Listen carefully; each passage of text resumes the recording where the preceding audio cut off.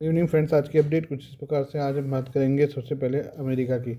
America Hormuz जल नमूमध्य को सुरक्षित करने और ईरान के तेल निर्यात बुनियादी ढांचे को निशाना बनाने के लिए सीधी कार्रवाई की तैयारी में है। इसके लिए अमेरिका ने मध्य पूर्व में भारी संख्या में सैनिकों, युद्धपोतों और पनडुब्बियों को तैनात किया है। ऐसे में आशंका जताई जा रही है कि अमेरिका फारस की खाड़ी में स्थित ईरान के खर्ग द्वीप पर कब्जे के लिए जमीनी हमला कर सकता है। अमेरिकी राष्ट्रपति डोनाल्ड ट्रंप ने पहले ही ईरान को 48 घंटे की चेतावनी दे दी है। उन्होंने कहा कि अगर ईरान होर्मुज जलडमरू मध्य को जहाज़ों के आवागमन के लिए पूरी तरह से नहीं खोलता तो अमेरिका ईरान के ऊर्जा ढांचे, विशेष रूप से उसके पावर प्लांट पर हमला करेगा। ईरान के नज़दीक सैन्य जमवाड़ा बढ़ा रहा अमेरिका। वाशिंगटन पोस्ट की रिपोर्ट के अनुसार 4,500 अमेरिकी नौसैनिकों और मरीन की एक टुकड़ी को इस क्षेत्र में भेजा जा रहा है, जिसमें हेलीकॉप्टर, F-35 लड़ाकू विमान और बख्तरबंद लैंडिंग वाहनों द्वारा समर्थित एक इन्फेंट्री बटालियन लैंडिंग टीम शामिल है। अमेरिका ने सैन डिएगो से 11वीं मरीन एक्सपीडिशनरी यूनिट जैसे ही एक और टुकड़ी को मध्य पूर्व में तैनात किया है। इस कदम को ईरान के खिलाफ जमीनी हमले की क्षमता को मजबूत करने की कोशिश के तौर पर देखा जा रहा है। ईरान के खर्ग द्वीप पर कब्जा करेगा अमेरिका। रिपोर्ट में एक इजरायली अधिकारी के हवाले से बताया गया कि मध्य पूर्व में अमेरिका की यह तैनाती स्पेशल ऑपरेशंस उद्देश्यों को पूरा करने के लिए की गई है। इजरायली अधिकारी ने कहा कि ये मरीन सिर्फ सजावट के लिए नहीं आ रहे हैं। अधिकारी ने कहा कि योजना द्वीप और जलडमरू मध्य पर कब्जा करने की है। माना जा रहा है कि इजरायली अधिकारियों का इशारा फारस की खाड़ी में स्थित खर्ग द्वीप की ओर था, जो ईरान का पेट्रोलियम निर्यात करने का मुख्य केंद्र है। ईरान के लिए कितना महत्वपूर्ण है खर्ग द्वीप? रिपोर्ट में बताया गया कि खर्ग द्वीप पर नियंत्रण से ईरान के तेल राजस्व में काफ़ी कमी आ सकती है और ईरान पर दबाव बन सकता है। इसके साथ ही अमेरिका यह भी दिखा सकता है कि होर्मुज जलडमरू मध्य को खोलने के लिए पूरी तरह सक्षम है। होर्मुज जलडमरू मध्य से आमतौर पर दुनिया की कुल तेल आपूर्ति का लगभग 5वां हिस्सा गुजरता है। ईरान ने इसे रास्ते को अमेरिका और उसके मित्र देशों के लिए बंद कर दिया है। ऐसे में यह जलडमरू मध्य इस संघर्ष का मुख्य केंद्र बनता जा रहा है।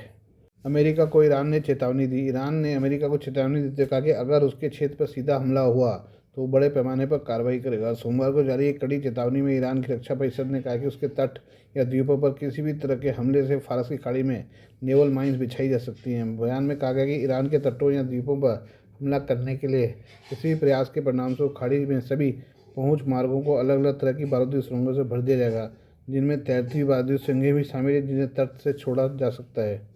ईरान ने 1980 के युद्ध की याद दिलाई। ईरान ने यह भी कहा कि इस स्थिति में पूरी खाड़ी व्यवहारिक रूप से लंबे समय तक होर्मुज जलडमरू मध्य जैसी स्थिति में रहेगी।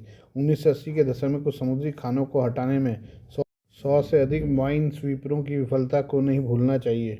आइए बात करें भारत की। भारत के दो और जहाज होर्मुज जलडमरू मध्य से गुजरकर भारत आ रहे हैं। ये दोनों जहाज एलपीजी लेकर आ रहे हैं। डेमियन साइमन ने होर्मुज में हो रही एक्टिविटी के आधार पर सोमवार को यह बताया है। भारतीय झंडे वाले दो एलपीजी टैंकर फारस की खाड़ी से भारत आ रहे हैं। ये जहाज जग बसंत और पाइन गैस हैं। खास बात यह है कि ईरान इन जहाज़ों को होर्मुज जलडमरू मध्य के लारा केसम चैनल से निकाल रहा है। ये रास्ता युद्ध शुरू होने के बाद ईरान के लिए बेहद खास हो गया है। जानते हैं कि ईरान भारतीय जहाज़ों को यहाँ से क्यों निकाल रहा है। इसराइल और अमेरिका के हमले के बाद ईरान ने होर्मुज स्ट्रेट से कुछ ही जहाज़ों को निकालने की इजाज़त दी है। ईरानी अफसर इन चुनिंदा जहाज़ों को लारा केसम गैप से गुजार रही है। होर्मुज स्ट्रेट का रूट लेने वाले जहाज़ अमूमन लारा केसम से नहीं निकलते हैं, लेकिन हालिया दिनों में ये हुआ है। इसके पीछे ईरान की खास रणनीति है। ईरान का मजबूत गढ़ लारक केसम। ईरान के लिए लारक केसम चैनल एक बेहद मजबूत गढ़ है। यह ईरान के समुद्री क्षेत्र TTW के अंदर है। अपनी मजबूत स्थिति को देखते हुए ईरान अपेक्षाकृत इस असामान्य रास्ते से जहाज़ों को निकाल रहा है। भारत के अलावा कुछ और देशों के जहाज़ों को भी ईरान ने पुराने रास्ते के बजाय लारा केसम से गुजारा है। लारा केसम चैनल के समुद्री रास्ते से काफ़ी जांच पड़ताल के बाद जहाज़ों को निकाला जाता है। जहाज़ों की जांच यहाँ ईरानी अफसरों के लिए आसान है, क्योंकि इस रास्ते के दोनों ओर द्वीप है और यह बेहद संकरा रास्ता है। ऐसे में ईरानी सेना के लिए यहाँ किसी जहाज़ को रोकना या फिर सुरक्षित निकालना आसान है। लारा केसम की खासियत। होर्मुज जलडमरू मध्य में ईरान के दो छोटे छोटे द्वीप लारक और केसम हैं। इन दोनों द्वीपों के बीच एक संकरा रास्ता है। ऐसे में इस मार्ग को इन द्वीपों के नाम पर लारा केसम गैप या लारा केसम चैनल कहा जाता है। ईरान पर अमेरिका के हमले के बाद अचानक इस समुद्री चैनल की अहमियत बढ़ गई है। ईरान के लिए चैनल लड़ाई शुरू होने के बाद से जहाज़ों की बारीकी से निगरानी का वैकल्पिक मार्ग बन गया है। ईरान लारा केसम चैनल के जरिए उन जहाज़ों को यहाँ से निकाल रहा है जिनके उससे अच्छे संबंध हैं, या फिर बातचीत के बाद जिन देशों के जहाज़ों को पार कराने का फैसला ईरान कर रहा है। आइए बात करें हम पाकिस्तान के पूर्व राजनयिक अब्दुल बासित की। पूर्व पाकिस्तानी राजनयिक अब्दुल बासित भारतीय शहरों पर हमले की धमकी देकर अपने ही देश में घिर गए हैं। अमेरिका की कार्रवाई के जवाब में दिल्ली और मुंबई पर हमले की बात अब्दुल बासित ने कही है। उनके बयान को पाकिस्तान के लोगों ने हल्का और स्तरहीन कहा है। पाकिस्तानी सोशल यूजर्स ने कहा कि पढ़े लिखे और वर्षों तक विदेश सेवा में रहे लोग अगर ये बात करेंगे तो फिर देश का बंटवारा होना तय है। पाकिस्तानी पत्रकार जैगम खान ने अब्दुल बासित पर टिप्पणी करते हुए एक्स पर लिखा, कई पुराने पाकिस्तानी राजदूतों की बातें सुनकर ऐसा लगता है कि उन्होंने 30 साल विदेश मंत्रालय में नहीं बल्कि किसी मेंटल हेल्थ रिकवरी सेंटर में बिताए। इतना वक्त बीतने के बाद भी वो बिना ठीक हुए ही वापस आ गए हैं। कोई इतनी बेवकूफ़ी कैसे कर सकता है। एक्टिविस्ट बिलाल गौरी ने अब्दुल बासित पर लंबा पोस्ट लिखा है। वो लिखते हैं कि विंस्टन चर्चिल ने कहा था कि कूटनीति वो कला है जिसके जरिए लोगों से भाड़ में जाने के लिए इस खूबसूरत तरीके से कहा जाता है कि वे रास्ता पूछने लगते हैं। हमारे यहाँ इस नाजुक काम के लिए किस किस तरह के अजीब लोगों को चुन लिया जाता है। बिलाल ने आगे कहा कि अब्दुल बासित भारत में पाकिस्तान के हाई कमिश्नर और जर्मनी में राजदूत रहे हैं। वो विदेश मंत्रालय के प्रवक्ता का पद संभाल चुके हैं। वह कहते हैं कि अगर अमेरिका की ओर से पाकिस्तान पर हमला करता है तो हम, क्योंकि अमेरिका और इसराइल को निशाना नहीं बना सकते, तो हमें भारत पर हमला कर देना चाहिए। दिल्ली और मुंबई पर हमें मिसाइलें दागनी चाहिए। बासित का बयान गैर जिम्मेदाराना। गौरी कहते हैं कि बासित रिटायर हो चुके हैं, लेकिन फिर भी वो इस तरह की बेवकूफ़ी भरी बातें नहीं कर सकते हैं। पहली बात यह है कि उनको ये पता नहीं कि इसराइल हमारी मिसाइलों की पहुंच के अंदर है। दूसरी बात यह है कि भला ऐसी स्थिति में हम भारत पर क्यों ही हमला करेंगे। यह बयान पाकिस्तान की कूटनीतिक नीति पर एक आत्मघाती हमले से कम नहीं है। अब्दुल बासित का बयान एबीएन न्यूज़ के साथ बातचीत में आया। उन्होंने ईरान युद्ध को लेकर सवाल किया था। इस पर उन्होंने कहा कि ईरान गिर जाता है और इसराइल हमारे पड़ोस में आकर बैठ जाता है, ऐसे हालात बन जाते हैं कि अमेरिका हमारी परमाणु क्षमता को तबाह करने की कोशिश करता है। भारत होना चाहिए टारगेट। बासित ने कहा कि अगर ऐसे हालात बन जाते तो अमेरिका ने पाकिस्तान पर हमला कर दिया तो हम क्या करेंगे। अगर हमारे न्यूक्लियर रेंज में अमेरिका नहीं है, हम क्षेत्रीय इलाकों में उनके अड्डों पर भी नहीं पहुंच सकते, हम इसराइल पर भी हमला नहीं कर सकते, तो हमारे लिए भारत रास्ता होगा। अब्दुल बासित ने आगे कहा कि अगर हमारी रेंज अमेरिका अड्डों तक चाहिए तो हमें तो बिना सोचे समझे भारत पर हमला कर देना है, मुंबई कर देना है, नई दिल्ली पर कर देना है। हमें तो छोड़ना नहीं है। देखी जाएगी जो कुछ बाद में होता है। हमारे पास और कोई रास्ता नहीं होगा, हमें इसी तरह से जवाब देना होगा। ये बात करें ईरान की। ईरानी सरकार ने कहा कि होर्मुज जलडमरू मध्य बंद नहीं किया गया है। इस समुद्री गलियारे से नौवहन जारी है, लेकिन जहाज़ों को युद्ध से पैदा हुई स्थिति का ध्यान रखना होगा।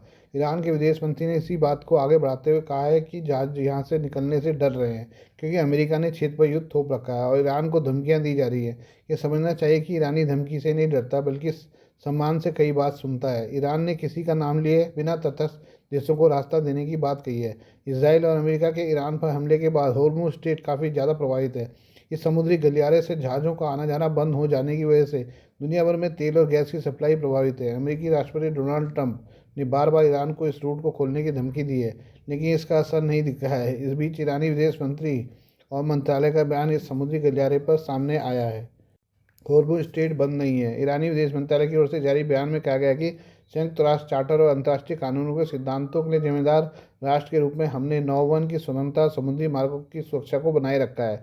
कई वर्षों से फारस की खाड़ी, होर्मुज जलडमरू मध्य, ओमान सागर में सिद्धांतों की रक्षा तेहरान ने की है। हालांकि तटीय राष्ट्र की संप्रभुता के सम्मान के बिना समुद्री रूट की सुरक्षा संभव नहीं है। 28 फरवरी को संयुक्त राष्ट्र चार्टर के अनुच्छेद 2/4 और बल प्रयोग को प्रतिबंधित करने वाले नियम का उल्लंघन करते हुए अमेरिका और इसराइल ने ईरान पर हमला किया। इस सैन्य आक्रामकता के परिणामस्वरूप फारस की खाड़ी क्षेत्र और होर्मुज जलडमरू मध्य में एक खतरनाक स्थिति उत्पन्न हो गई है। इस स्थिति के परिणामों ने समुद्री नौवहन और जहाजरानी की सुरक्षा को सीधे तौर पर प्रभावित किया है। होर्मुज का गलत इस्तेमाल रोकने की कोशिश। बयान में आगे कहा गया कि ईरान ने यह सुनिश्चित करने की कोशिश की है कि उसके खिलाफ शत्रुतापूर्ण उद्देश्यों के लिए होर्मुज जलडमरू मध्य का दुरुपयोग न हो सके।